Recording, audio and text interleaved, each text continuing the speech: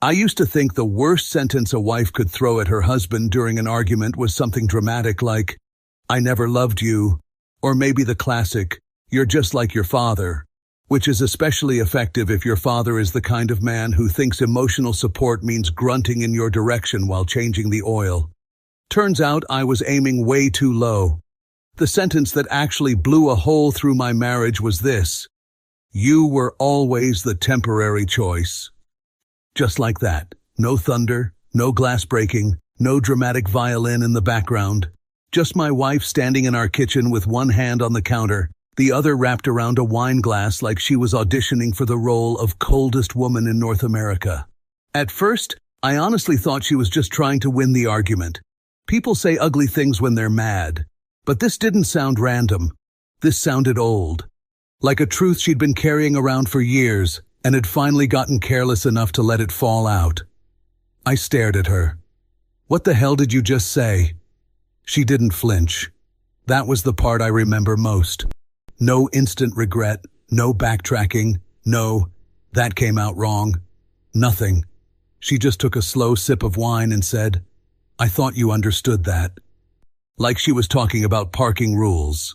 Like somewhere in the fine print of our relationship, right below wedding vows and mortgage paperwork, there had been a little note saying, "Husband is provisional, subject to replacement if original preference returns." I actually laughed. Not because it was funny, because sometimes your brain hears something so insane, it decides laughter is better than punching a hole through a cabinet. "Understood what exactly?" I asked. "That I'm some kind of rental husband, month to month, no security deposit?" She rolled her eyes. "Don't do that." "Don't do what?" "This performance where you act shocked." I pointed at myself. "Tessa, I'm not acting shocked. I'm experiencing shock. Live. In real time. Right here in the kitchen." She turned away from me and set the wine glass down a little too hard. "You always twist everything." "No, what I'm doing is trying to understand why my wife just told me I was the temporary choice like she's discussing a couch she bought to get through a lease." She folded her arms. "We're fighting about one thing, and now you're trying to make it about something else." That annoyed me immediately, because it's one of those sentences people use when they know they've accidentally detonated a bomb, but would prefer to discuss the curtains instead. "No," I said. "We were fighting about you disappearing half the evening and then coming home acting like I'm annoying for asking where you were. Then you said I was temporary. That is now the main topic. Congratulations to it." She gave me that look. That one. The tired, superior expression she'd developed more often over the last year. Like I was a smart dog who kept almost understanding human speech. "I'm done with this conversation," she said. "Fantastic. I'm just getting started." She grabbed her glass and moved toward the living room. I followed her. Not because I enjoy conflict, but because when your wife casually tells you that you were apparently the emotional equivalent of interim housing, you don't just nod and go brush your teeth. "Tessa." She kept walking. "Tessa." She stopped, but she didn't turn around. I said, "Explain it." Still nothing. Then, without facing me, she said, "It means exactly what it sounds like." There are moments in life when the room changes shape around you. That was one of them. It was like the furniture had shifted 2 inches to the left, and suddenly nothing in the house belonged to me the same way anymore. I should tell you something important here. I am not one of those men who spend 12 years ignoring giant glowing red signs and then act stunned when they find out their wife has been running a second life out of a yoga studio. I notice things. I remember details. I ask questions. I am not stoic. I am not passive. I am not one of those noble, silent husbands from internet stories who absorb humiliation like some kind of emotional air filter and then write 3,000 words about the moment I knew. No. If something feels off, I pull on the thread. That night, though, I didn't pull. I just looked at her and realized I had no idea what game we were suddenly playing. I barely slept. Every time I closed my eyes, I heard it again. "You were always the temporary choice. Around 3 in the morning, I got out of bed and stood in the kitchen drinking water straight from a glass I didn't even remember grabbing. The house was quiet. Tessa had gone to sleep like a person with a normal conscience. I was standing there in the dark like a man who had just been informed his marriage came with an expiration date, and no one thought to mention it. I replayed our whole relationship. We'd been married 6 years, together for 8. We met at a friend's birthday party. She was funny, sharp, the kind of woman who could insult you and make it sound like a compliment if she was in the mood. She liked that I talked back. I liked that she didn't perform sweetness for anyone. We clicked fast. At least I thought we did. By 4 in the morning, my brain had become a very mean private investigator. Why had she always been weirdly vague about college? Why did I know more about the summer camp she attended at age 12 than I did about the 4 years she spent at Northridge University? Why were there almost no old pictures of her anywhere? Not in albums, not framed, not even buried in random drawers the way everybody has those half-forgotten snapshots from bad hair years and cheap apartments. Why had every conversation about college end with something like, "That was forever ago," or "You'd be bored," or "Trust me, you don't want those stories"? Back then, I had taken it as normal privacy. People don't owe you a documentary series about their life before you. I never demanded one. But now it felt less like privacy and more like selective demolition. The next morning, she acted normal. That was almost insulting. She walked into the kitchen, her hair pulled back in a bun, dressed in a business suit, completely prepared, making coffee as if she hadn't set my nervous system on fire 12 hours ago. I was already at the table. She opened the cabinet. "You're still upset." I leaned back in my chair. "That is a very gentle word for what's happening." She sighed. "Nolan, I was angry. Angry people say stupid things. You said something specific." She didn't answer. I pushed. "So which is it? Were you lying last night, or are you lying now?" She turned toward me with the coffee mug in her hands. "I'm not doing this before work." "You should have thought about that before telling me I was basically your emotional substitute teacher." Her jaw tightened. "I said something harsh." "No, you said something revealing." She gave me a long look then, the kind that tries to measure how much of the lie can still be salvaged. Finally, she said, "You're making too much of it." I almost smiled. That phrase, the national anthem of guilty people. I stood up. "Tessa, I want you to listen carefully. We are not moving on from this because you've decided it's inconvenient. You do not get to drop a sentence like that into my skull and then ask me to respect business hours." She set the mug down. "What do you want me to say?" "The truth would be fun. Let's start there." She crossed her arms again. Defensive posture. Classic. "You want the truth?" she said. "The truth is, you always overanalyze things. You take one sentence and build a conspiracy board around it." I nodded slowly. "Interesting defense. Very strong. Except I don't need string and pushpins to know what the word temporary means." She grabbed her bag from the counter. "I'm leaving." "Of course you are." She headed for the front door. I followed her again. At the door, I said, "You're going to have to talk eventually." She put on her sunglasses without looking at me.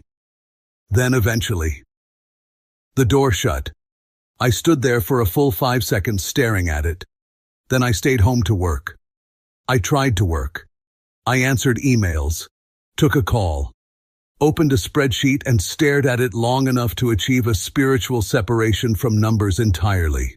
By noon, I gave up pretending. If she wasn't going to explain, I was going to start asking the house questions.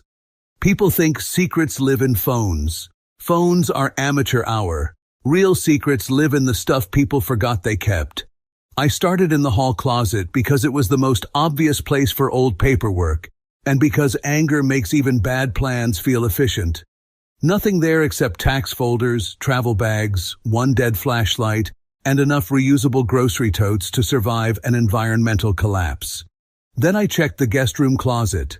Mostly holiday decorations, wrapping paper, a broken lamp, A sealed plastic bin labeled MISC in Tessa's handwriting, which is the organizational equivalent of sweeping your soul into a corner and throwing a sheet over it. Inside were old notebooks, a scarf, loose photos, ticket stubs, greeting cards, and one small rectangular box with a lid. That got my attention. I sat on the floor and opened it. The first thing I saw was a photo. Tessa looked younger, obviously, maybe 20, 21, hair longer, less polished, happier maybe, and next to her was a guy I'd never seen before. Tall, dark hair, broad shoulders, easy smile, one arm around her waist like he'd done it 1,000 times. Not a group photo, not random, not some friend.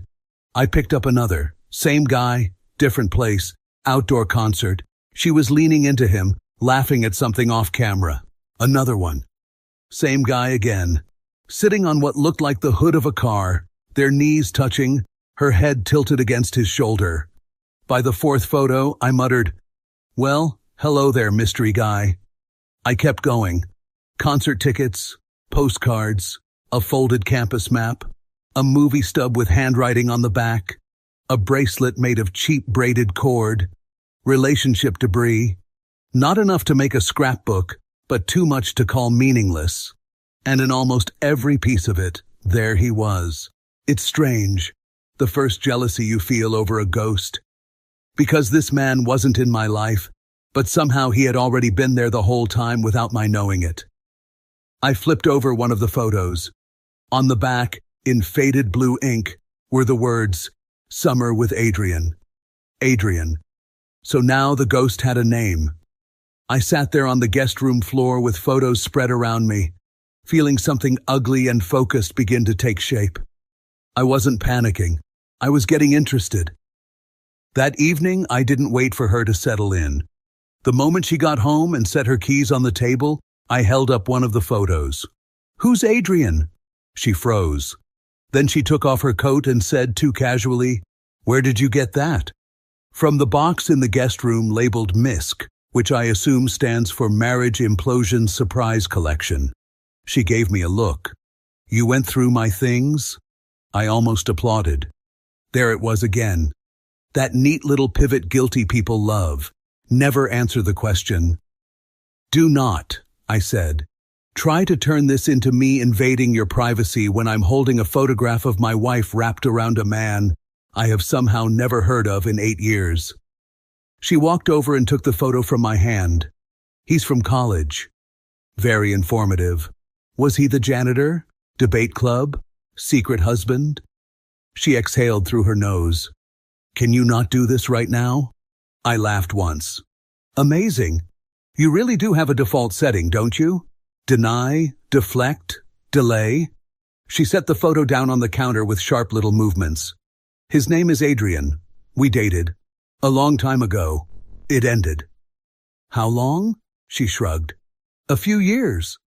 That shrug irritated me more than the answer. "A few years," I repeated. "See, that's interesting, because most people don't store multiple romantic shrine artifacts for a few years situation. It's not a shrine." "No? Because if I had a hidden box full of old photos with one woman all over them, I promise you, we would not be calling it a neutral storage decision." She leaned on the counter and rubbed her temple. "What do you want from me, Nolan?" "The truth, with details, ideally in chronological order." She looked tired now, but not ashamed. That difference mattered. "We met in college," she said. "We were together for a while, then he left. That was it." "He left where?" "Abroad." "For what?" "Work. I don't know why this matters." I stared at her. "You really don't know why it matters that my wife hid a 6-foot chapter of her life in a box and then told me I was temporary?" Her eyes flashed. "I said I was angry? And now you're evasive." She pushed off the counter. "Because this is pointless." "No," I said, stepping in front of her path, not touching her, just enough to make her stop and actually face me. "Pointless was arguing about your weird schedule. This feels like the part where I find out I accidentally built my life on top of someone else's unfinished business." For the first time, she looked genuinely rattled, but only for a second. Then she straightened up and gave me a flat, cold stare. He's not part of my life anymore. There it was. Too fast, too clean, too final. The kind of sentence people rehearse because they need it to be true more than it actually is. I said, "That wasn't my question. It's my answer." "Right. And it's a bad one." She picked up her phone and bag. "I'm taking a shower." I stepped aside and let her go. That night I didn't say much. Neither did she. We ate in near silence. At one point she asked if I was going to make this weird all week, which was such a spectacularly dishonest framing of the situation that I almost choked on my food. I set my fork down and said, "Tessa, to be clear, you hid an entire man from the narrative of your life, told me I was temporary, and now you're asking whether I'm going to make this weird." She stared at her plate. "You love drama." "No," I said. "I married it." She stood up, took her plate, and walked away. I let her. Then I sat there for a while, thinking. When you realize someone has built an architecture around a part of their past, you begin to wonder what exactly they were trying to hide. I didn't sleep much that night either. But unlike the night before, I had direction now. A name. Adrian. When she finally drifted off beside me, breathing slow and even, I lay there staring at the ceiling and thought, fine. If you want to act like this man vanished into smoke and mythology, I'll go find out why your voice changed when you said his name. And that was the moment curiosity stopped being curiosity. That was the moment it became an investigation. I didn't confront her again the next day. Not because I had suddenly become calm and reasonable. No. I didn't confront her because I wanted information first. Arguments without information are just loud guessing. And I hate guessing. So instead of starting another kitchen debate that would end with her telling me I was overreacting, I decided to go looking for the part of the story she kept refusing to tell. Step 1. The Internet. The Internet is an incredible invention. It allows you to order groceries, learn to repair engines, and destroy your own emotional stability simply by entering a stranger's name in the search bar. The problem was, I didn't know his last name. That meant starting with the one thing people never think about when they hide a past. Other people remember it. Tessa had gone to Northridge University. That much I knew. I also knew roughly what year she graduated because we once had an argument about student loans, and she made a comment about how long she'd been paying them. So I started there. University Facebook groups, old graduation pages, alumni forums. It took about 40 minutes before I started seeing familiar faces from the photos I had found in the box. Eventually, I found one group photo from a campus event. And there she was. Tessa, about 20 years old, leaning slightly toward a tall guy with dark hair, and the exact same relaxed smile I had already seen in half the photos in that box. The caption under the picture listed names. That's how I got the rest of the puzzle. Adrian Keller. I leaned back in my chair and stared at the screen. I clicked his name. Profile locked. Of course, that's how these things go. The one person you want information about immediately becomes the digital equivalent of a locked door with a try again later sign. But social media has a flaw.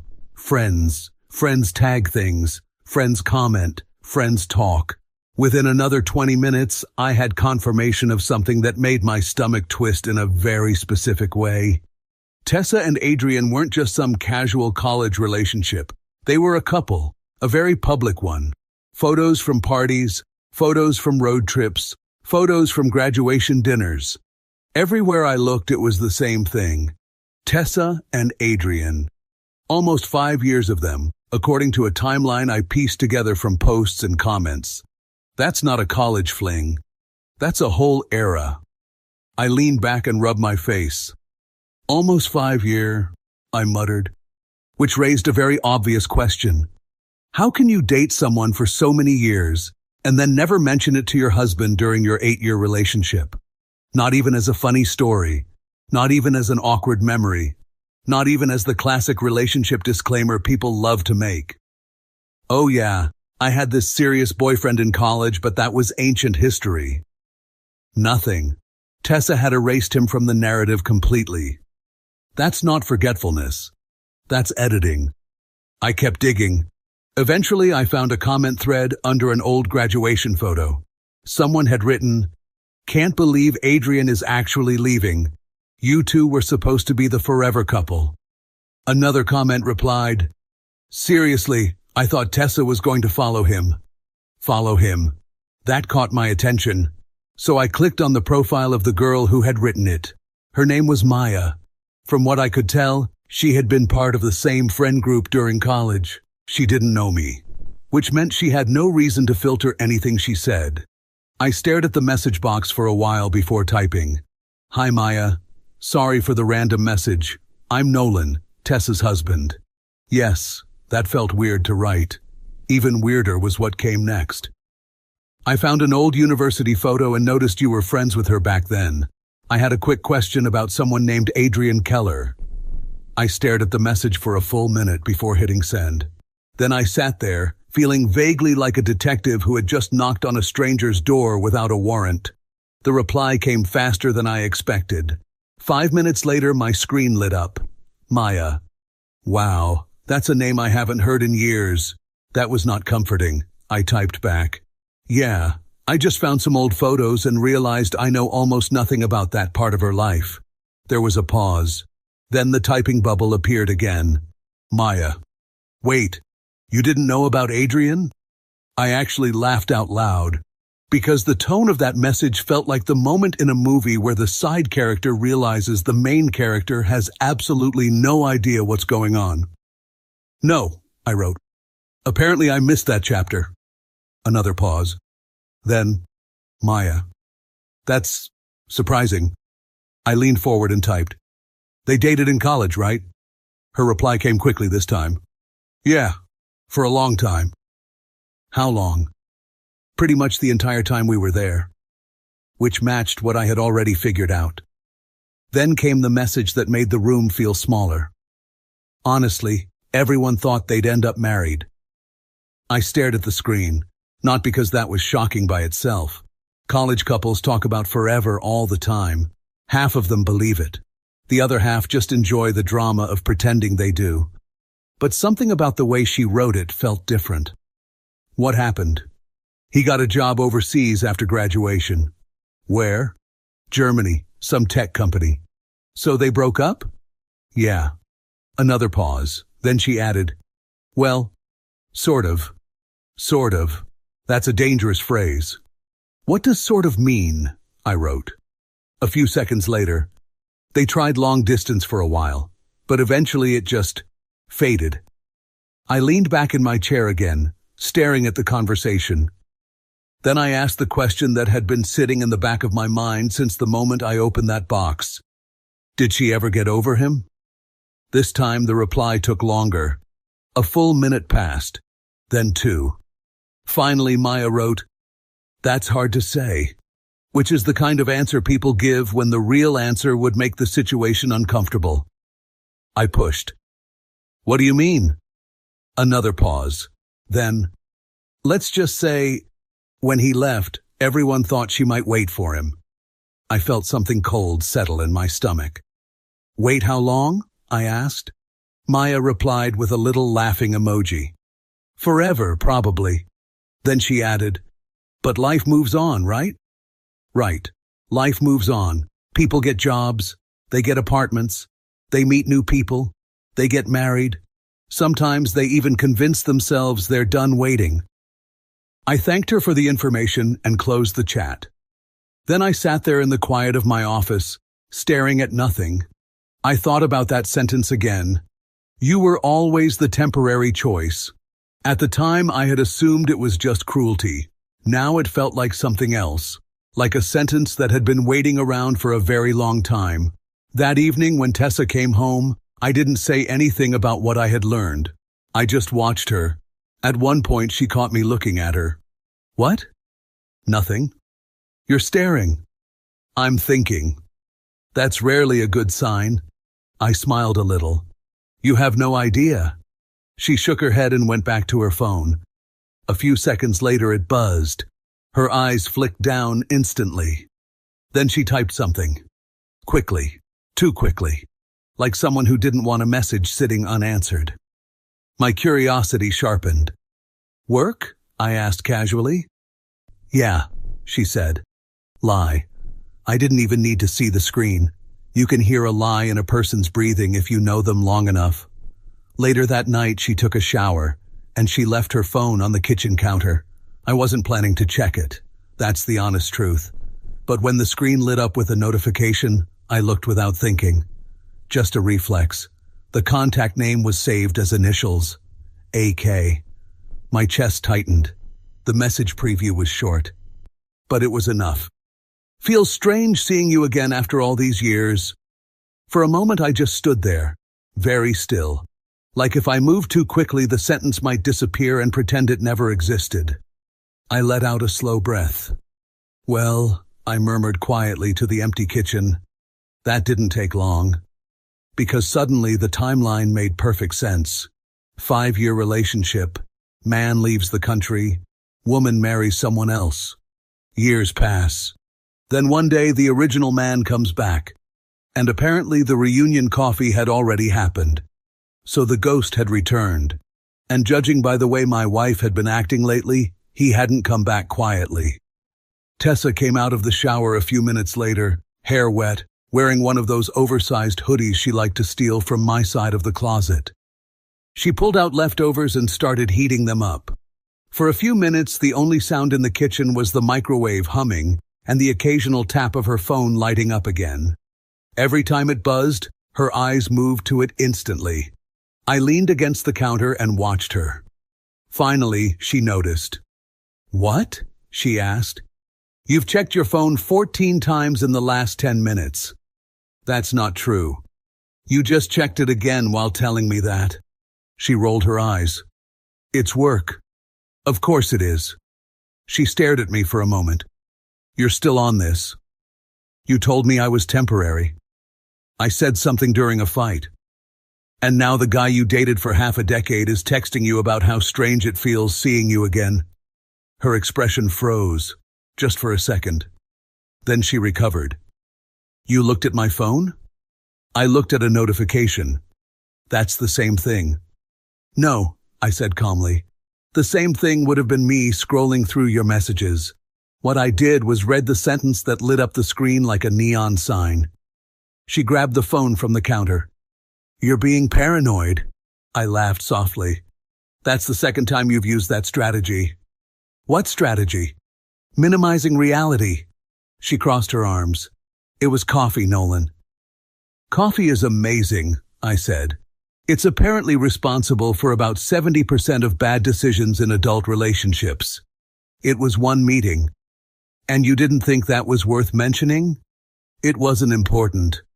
I stared at her. You hid a 5-year relationship from me, and now you're secretly meeting the same guy again. But sure, let's call it unimportant. She shook her head and grabbed her plate from the microwave. I'm not doing this tonight. That seems to be your favorite phrase. She sat down and started eating. Conversation over. Or at least that's what she thought. Because the next day something happened that made the whole situation a lot clearer. I was leaving a coffee shop near my office when I saw her car, and inside the cafe, through the big front windows, I saw them. Tessa and Adrian.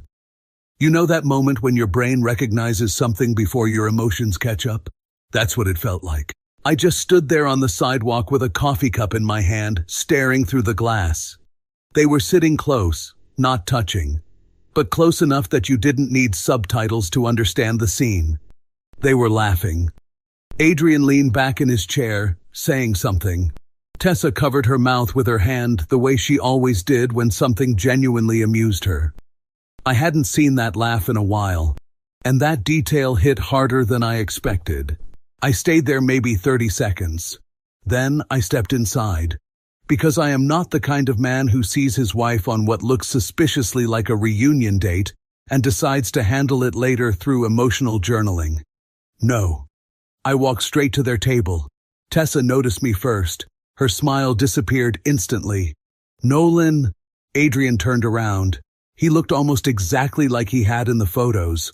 Older, obviously, a little sharper around the edges, but the same relaxed confidence. For a second, the three of us just looked at each other.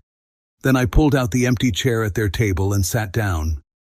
"Well," I said calmly, setting my coffee on the table. "This must be the famous coffee." Adrian blinked. Tessa looked like someone had just unplugged the electricity from her brain. I extended my hand across the table. "You must be Adrian." He hesitated. Then he shook it. "Yeah." "Nolan," I said. "Temporary husband. Nice to finally meet the permanent storyline." Tessa closed her eyes briefly. "Nolan, this isn't—" "Oh, relax," I said. "I'm not here to throw drinks or quote wedding vows. I was just curious what the 5-year prequel looked like in person." Adrian leaned back slightly. "You okay, man?" I smiled. "That depends. Are you planning to steal my parking spot or just my marriage?" Tessa pushed her chair back. "That's enough." "No, actually," I said, still calm. "This is the first honest conversation happening in this entire situation." Adrian looked at Tessa. "You didn't tell him?" Tessa grabbed her bag. "We're leaving." I stood up too. "Relax. I'm leaving." I looked at Adrian. "You were kind of a legend in my house without ever showing up." He didn't respond. Tessa avoided my eyes completely. I walked out of the cafe and into the afternoon sunlight feeling strangely calm, because something important had just happened. Until that moment, Adrian had been a ghost, a story, a shadow in a box of photographs. Now he was real. That night, when she came home, the tension in the house felt different, heavier, more honest. She dropped her keys on the counter. "You embarrassed me today." I laughed. "That's the headline you're going with?" "You didn't have to do that." "Oh, I absolutely did." She rubbed her temples. "You turned it into a scene." "No," I said quietly. "You turned it into a secret." She looked up at me. For a moment, neither of us spoke. Then I said the thing that had been forming in my head all day. "So, let me get this straight." She waited. "You dated him for years?" "Yes." "He leaves?" "Yes." "You marry me?" "Yes." "And now he's back." Her silence answered the rest. I nodded slowly. So, I was the backup plan. She didn't argue, didn't deny it. Didn't even look surprised that I'd reached that conclusion. After a long moment, she said quietly, "You were the life I chose when he left." I folded my arms. "And now?" She met my eyes and said the one thing that made the entire story finally make sense. "Now he's back." For a few seconds, neither of us said anything. You'd think a moment like that would feel explosive. People imagined shouting, crying, doors slamming, dramatic speeches about betrayal and destiny.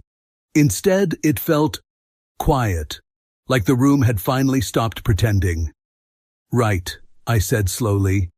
Tessa stood across the kitchen, arms folded, watching me the way people watch storms from behind glass. "And what does that mean exactly?" I asked. She didn't answer immediately, which told me everything. "I don't know yet." I laughed once. Translated from relationship language into English, it usually means, "I'm deciding whether to ruin your life or not." "That's comforting," I said. "Nolan—" "No, really," I continued. "I love that answer. It's very efficient.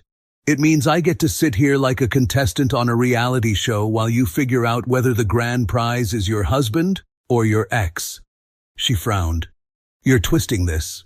"No," I said calmly. "I'm describing it." "What do you want me to do?" she asked finally. That question annoyed me more than anything she'd said so far, because it implied this was some complicated moral puzzle instead of the simple situation it actually was. "What I want," I said, "is for my wife not to be emotionally rebooting a 5-year relationship while still married to me." "You're making it sound like I planned this." "I'm making it sound like you didn't stop it. So the whole time we were building this life," I said, gesturing around the house. There was always this little emergency exit in your head. She was silent. Finally, I said quietly, "You waited years for him." She didn't deny it. I grabbed my keys from the counter. She looked up. "What are you doing?" I shrugged slightly. "Solving the problem." "Nolan." I walked toward the door. She followed me a few steps. "Where are you going?" I turned back once. "You've already been waiting for him," I said. Then I opened the door. "I'm not waiting for you." And I walked out. I didn't go back to the house that night. I stayed with a friend for a few days. Told him the short version. His response was very simple. "Man," he said, handing me a beer, "sounds like you married a placeholder." It was brutal, but it was also the most accurate summary of my marriage anyone had given me. The next few weeks were surprisingly quiet. Just logistics, lawyers, paperwork, the strange, sterile process of dismantling a life that had once felt permanent. Just a quiet acceptance that the story had finally reached the part she had apparently been expecting all along. About a month after I moved out, I saw them again, not intentionally. I was walking through a downtown street on a Saturday afternoon when I spotted them across the road. Tessa and Adrian. They were walking together, talking, laughing like they had simply picked up a conversation that had been paused years ago. She looked happy. The kind of relaxed happiness people have when they're exactly where they always wanted to be. And that's when something unpleasant settled in my chest. Not jealousy, not heartbreak. Something worse. Understanding. Because standing there, watching them walk together like they had never been apart, I realized something brutally simple. I was never the main story. I was the waiting room, the stable years, the safe option, the man who happened to be there when the one she actually wanted wasn't. I was the house she lived in while her real home was somewhere else. 8 years, 6 of them married. And the whole time I thought we were building a life together. Turns out I was just maintaining it until the original owner came back. That's the part that stings. Not losing her. Not the divorce. The realization that someone can stand next to you for years. Share your bed. Share your plans. Let you believe you're building something real. While quietly knowing that if one particular person ever walks back into their life, everything you built becomes temporary. Suddenly that sentence she threw at me in the kitchen made perfect sense. You were always the temporary choice. She hadn't said it to hurt me. She said it because it was true. And honestly, that realization changed something in me. Because betrayal hurts. But being used, that hits deeper. I stood there for a moment watching them disappear down the street. Then I shook my head and laughed quietly to myself. 8 years she had waited for him. And 8 years she had spent with me pretending she wasn't. I turned and kept walking, because one thing was suddenly very clear. I may have been the temporary choice, but at least I wasn't the one who spent years living a lie. If you felt this story hit hard, drop a like, subscribe for more, and share your thoughts in the comments. Your support keeps Steelheart beating.